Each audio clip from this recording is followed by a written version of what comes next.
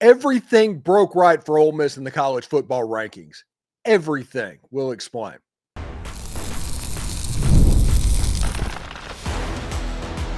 You are Locked On Ole Miss, your daily podcast on the Ole Miss Rebels. Part of the Locked On Podcast Network, your team every day.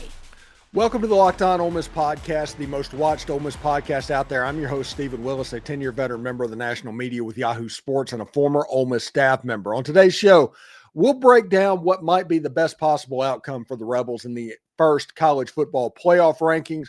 Ole Miss came in at number 6 this week, nearly a perfect draw that keeps their national title aspirations alive and well.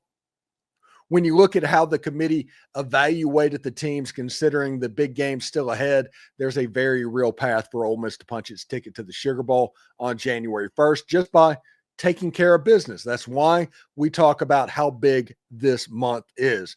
We'll also talk about how some one-bid leagues, including an unranked Memphis Tigers team, could impact the playoff picture as well as it develops. There's a lot to unpack, and we will cover it all, including Ole Miss's basketballs having a big game against Southeastern Louisiana on Monday. All of this and more on today's Locked On Ole Miss podcast. Remember, we're free and available on all the podcast apps and on YouTube. Thank you for making Locked On Ole Miss your first listen every day, and a special hello to the insiders and everydayers who make the show what it is.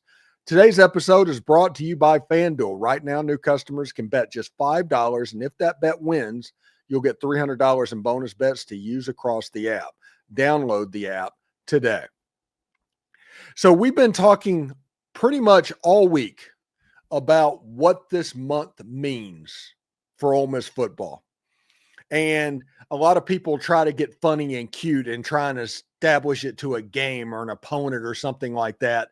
And the reality is that doesn't matter even at all. If that's the direction you want to go, fine. That makes yourself look absolutely ignorant. But Ole Miss winning these games, it is unbelievably huge because of the history and everything that is on winning these games. And the playoff rankings on Tuesday night proved me right. Proved me right beyond a shadow of a doubt when Ole Miss came in number 6 in the playoff rankings, 3 spots ahead of Oregon. I talked about how Ole Miss needed to be ranked ahead of Oregon in these playoff rankings to prove that the strength of schedule metric is something that they're actually paying attention to. And that happened. Oregon came in at number 9 with the best win that they've had against the Northwestern Wildcats. Ole Miss came in at number 6 with the best win being at Oklahoma.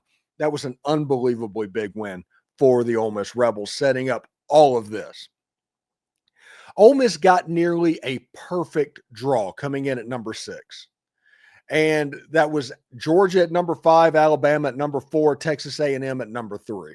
That's kind of the hierarchy from the SEC. Now, there's losses to be had by absolutely everybody.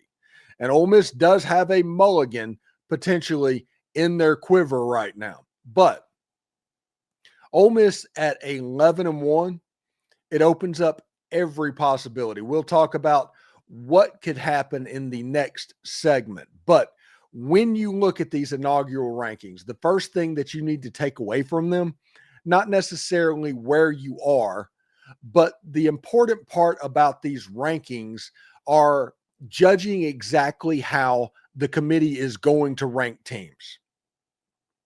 That's why it's important, because until you see these first rankings, you don't know how the committee is going to judge the team. Everybody assumed last year that strength of schedule was going to be an important aspect of whatever was going on, but consistently it was about just straight wins. Whether SMU or Indiana, all of those teams, straight wins got you in. This year, it feels a little bit different when you look at Oregon being dropped down so low because their strength of schedule is not where it would need to be by a power team. They're 6th in the AP poll. They're 6th in the coaches show poll. They're 9th in the college football playoff poll. When you look at some of these teams that had big wins, You have an undefeated Texas A&M. That makes sense. It does make sense. You have Alabama, which beat Georgia in Athens. That's the reason Alabama is ranked ahead of Georgia. You have Georgia, which beat Ole Miss in Athens. That's the reason Georgia is ranked ahead of Ole Miss. And when you look at BYU, Texas Tech, also in the top 10, they play this weekend, by the way.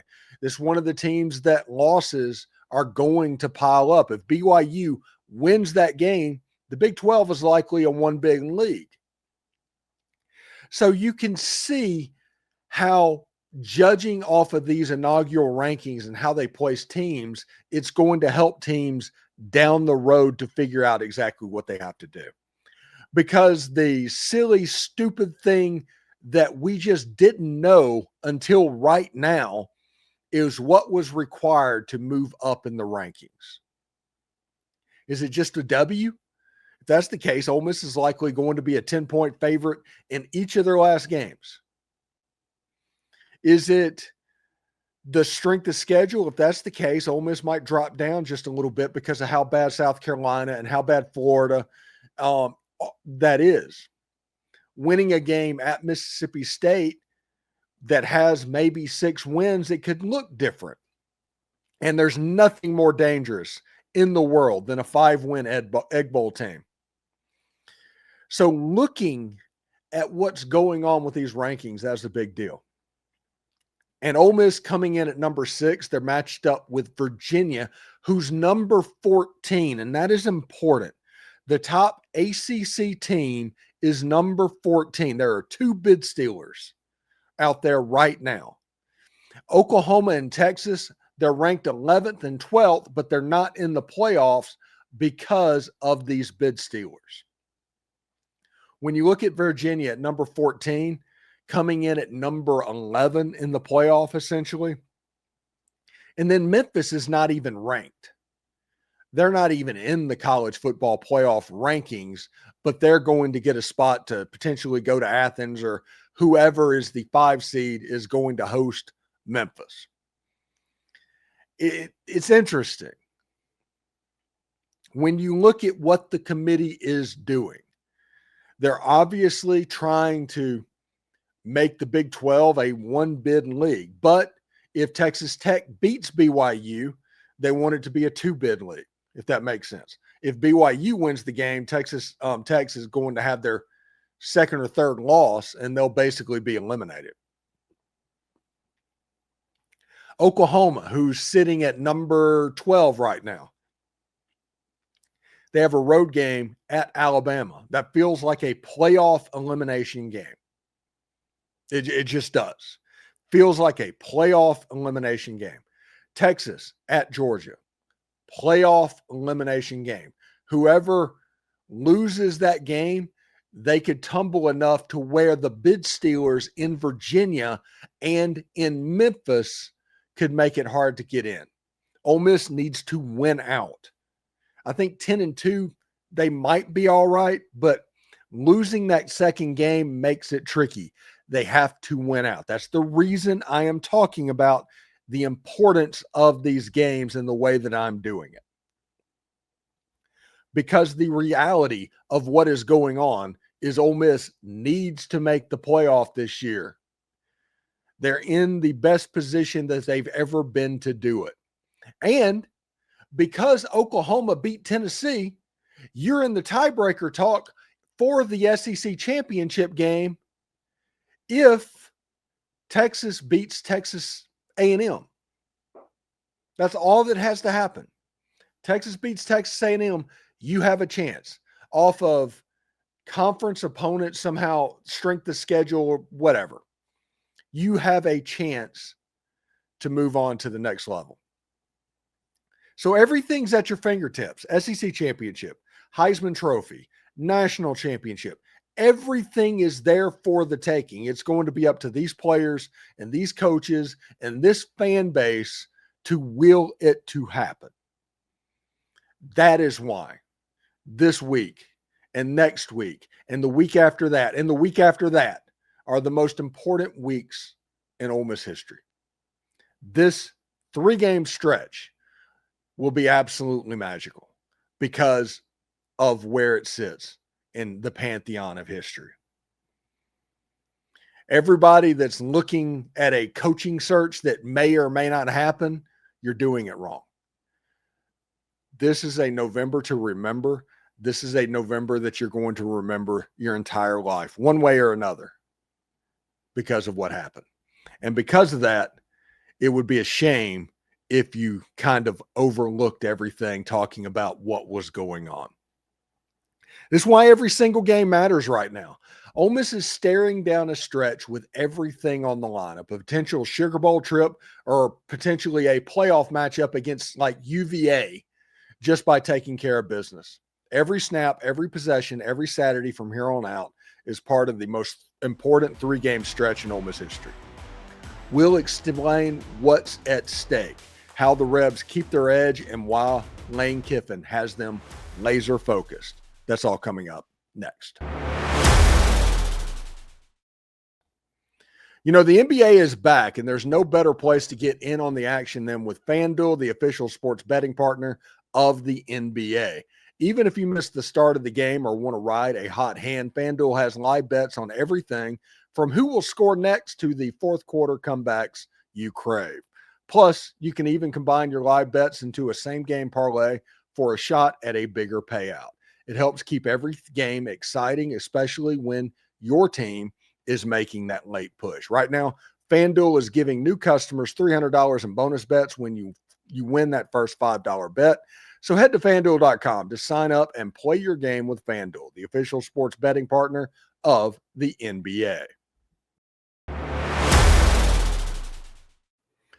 Do us a favor, like, subscribe, and comment on the video. Subscribe to the podcast on whichever audio podcatcher you're listening to and give it a 5-star review. It costs absolutely nothing, but it helps keep all of this free. So Locked On is getting ready to change the game yet again, all in the name of having fun following your team.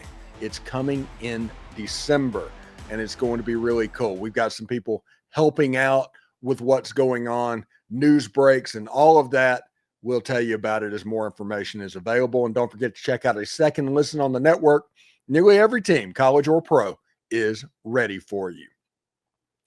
So one of the avenues that appears to be popping up for the Ole Miss Rebels is a trip to the Sugar Bowl. With Ole Miss being the number 6 ranked team, you have the Citadel coming up, and you might drop down, you might not drop down, all of that stuff. But you win the game, you're 6th or 7th with the Florida Gators and the Mississippi State Bulldogs, where you're going to bump up. And there's other losses coming for other teams. It's not just Ole Miss that has to win their last 2 games. Georgia has Georgia Tech. Alabama has Oklahoma. Georgia has Texas. Texas A&M, they could drop a game against Missouri and their trip to Austin, Texas as well. There are plenty of opportunities for the Ole Miss Rebels to move up. You look at the Ohio State game, they've had trouble with the Michigan Wolverines. That game is in Ann Arbor. Does Michigan pull off that upset as well? Indiana, are they just going to roll through like a rolling ball of butcher knives this season? Because of that, the Sugar Bowl is on the table for Ole Miss. Getting a bye in the first round is on the table because Ole Miss's resume is at the point where it's warranted. Everybody has talked to you over the course of this season about how Ole Miss's resume is bad. And it's not great, but one thing that is kind of intellectually dishonest that happens now, and you see this with people that are not playing ball or they want to have whatever argument fit their narrative, it's that, yes, Ole Miss's resume is not the best for an SEC team. Ole Miss's resume is outstanding when you compare it with the Big Ten, the ACC, and the Big 12, which is the lion's share of the playoffs, which means that Ole Miss is only going to lose tiebreakers inside the conference, potentially, because of what they played and what they did. Ole Miss can avoid that by winning their last 3 ball games. And that is why this series is so important. Everybody wants to talk about this might happen or this might happen. What happens if Lane Kiffin moves to LSU or Florida or Arkansas or North Dakota State or the North Pole? What happens if he goes absolutely anywhere? Well, he does. Okay, that's great. But you don't throw away this football season because you're worried about some hypothetical in the future. That's the important thing to realize of what's going on. This is a hypothetical at this point. There's nothing that is being shown by anybody this early that is actually actionable. Nothing's been signed, no reports. They're just basically just talking about what they want. LSU, Florida, yada, yada, yada. So don't overlook this season and miss what is going on. Ole Miss coming in at number 6 in the playoffs, and I think they were number 3 or 4 in the very first college football playoff listing that was released. So Ole Miss still actually has a little bit of room to go to get into the top 4 of those playoff rankings. But if anybody can do it, they can do it. If Ole Miss beats the Citadel and Florida and Mississippi State and they're 11-1, all of a sudden you just kind of let the chips fall where they may. Does Alabama lose to Oklahoma? Does Alabama lose to Auburn? If that's just a weird game, it's at Jordan-Hare. Does Georgia drop a game at Texas? All of these close calls, there has to be a game to where they just can't quite come back. Is this the game that Texas gets them? Texas A&M, is it close game after close game? Does this finally fall apart? Is it a true freshman quarterback? Because we all know that Texas A&M can have trouble against true freshman quarterbacks. They just have over the course of their history. All of this is going to play out of over the next 3 weeks, 4 weeks, heading into basically signing day and the championship weekend. And every single goal that Ole Miss has is at their fingertips. And every single player knows exactly what's going on. We talked to Daquan Wright before the South Carolina game. And Daquan was the player that was interviewed by the media on Tuesday. And he said the same thing in both locations. And that's how you know the locker room is taking this seriously. Daquan Wright said, no days off for the next month. You can't take a day off. You have to be ready to go over the course of the next 30 days. And if you do that, you're going to beat Florida, you're going to beat Mississippi State, and you're going to beat the Citadel. And the chips can fall where they may when it comes to the SEC championship, because the tiebreaker right now amongst, I think, Texas A&M, and Ole Miss are the 3 teams, because Alabama is undefeated right now. But if Texas A&M loses one game, Ole Miss has a real shot to get in. If Alabama loses one game, I'm not exactly sure exactly how that looks, but we'll see in this game how it works out and how it looks. This rankings went just about perfect for the Ole Miss Rebels. It went almost exactly the way you hoped that it would. And this is after a Saturday to where everything went right for the Ole Miss Rebels, from Miami losing and Georgia Tech losing and all of these out-of-conference games. What you thought was going to be a 2 or a 3 bid league potentially is now firmly a 1 bid league. Everything's kind of coming up Millhouse for the Ole Miss Rebels right now, and we'll see exactly how that goes in the near future. In our final segment, Ole Miss basketball looked really sharp for the last 30 minutes against Southeast Louisiana, cruising to an 85-58 win in the opener. It was a strong debut for Ilias Kamerdine, who showed flashes of what he could bring to the team on both ends of the floor. Chris Beard's squad kind of looked deeper and more athletic and more cohesive as the game went on. So it was honestly a promising sign for what's ahead. We'll break down what stood out the most from that game and how this roster is coming together. It's all coming up next.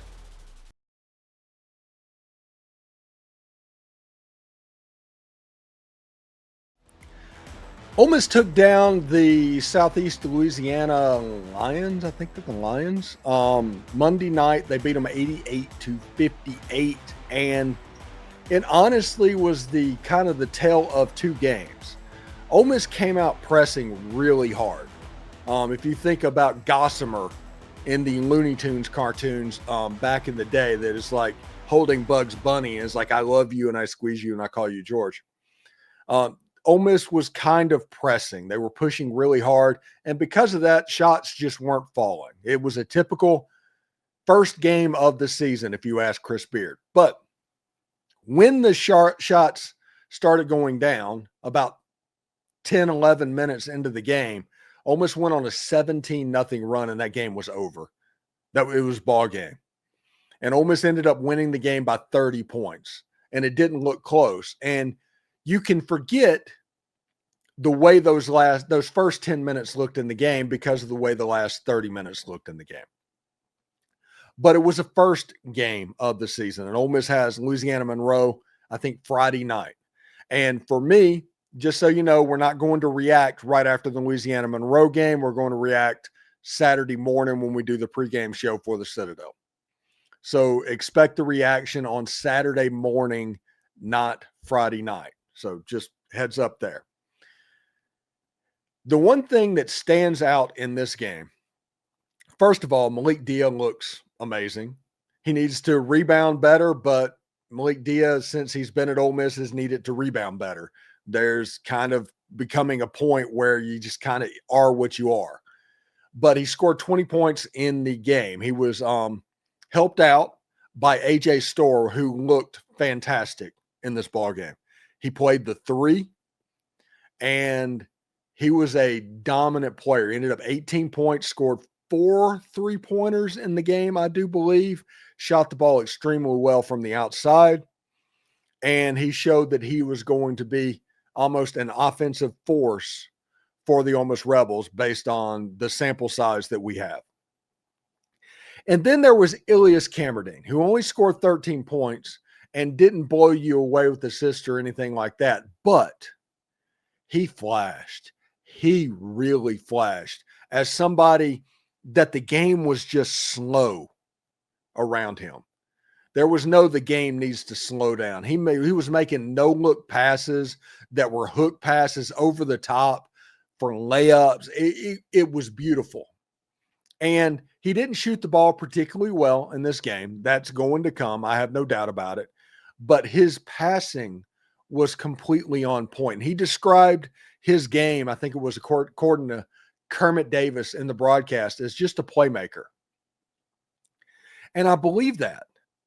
And when you look at the way the basketball floor is being set up for Ole Miss in this game,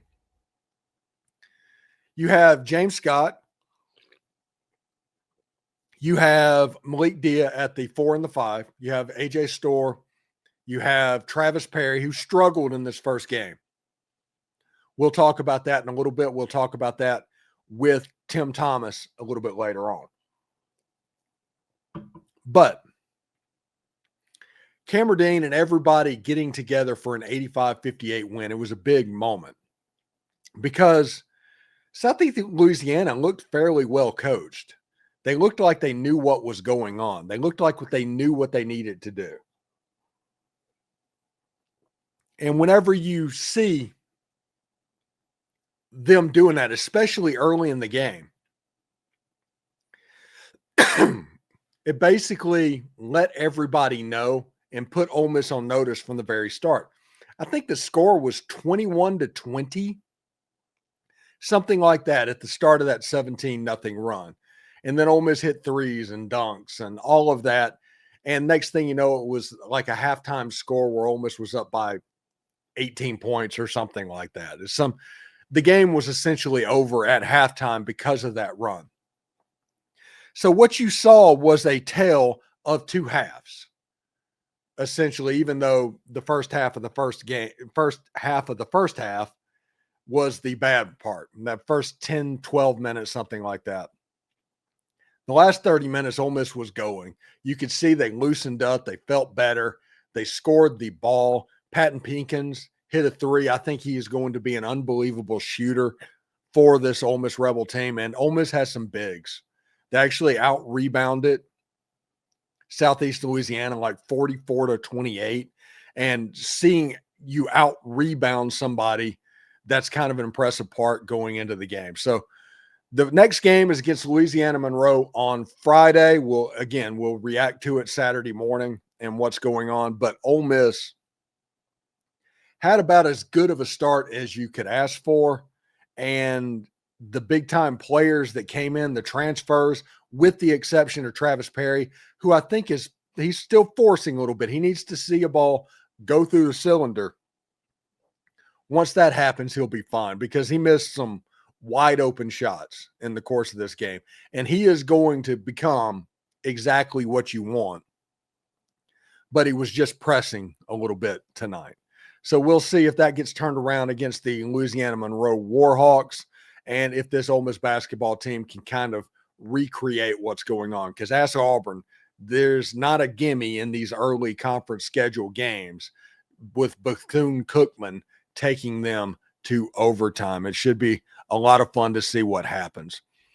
And thanks again for making the Locked On Ole Miss podcast your go-to source for Ole Miss sports. We pride ourselves in offering the most comprehensive perspectives, which is why we're the front door of Ole Miss. Don't forget to subscribe, like, and comment. It helps the show, and it is totally free. Your support means the world to us.